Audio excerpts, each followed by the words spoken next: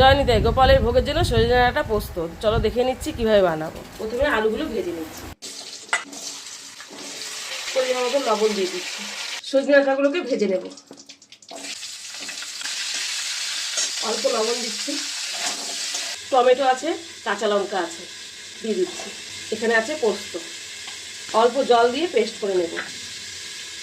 ভাজা হয়ে গেছে, মাঝখানটা একটু ফাঁকা করে দেবো। দিচ্ছি কালো জিরে, সামান্য হলুদ, ভালো করে নেড়ে নেব। পোস্ত দিয়ে দিচ্ছি, জল দিয়ে দিচ্ছি, আলু দিয়ে দিচ্ছি, ঢেকে দেব। এখন একটু চিনি দেব, কাঁচা সরষের তেল। সজনে ডাঁটা আলু পোস্ত রেডি হয়ে গেছে। ভালো লাগলে লাইক, শেয়ার, কমেন্টসে জানিও।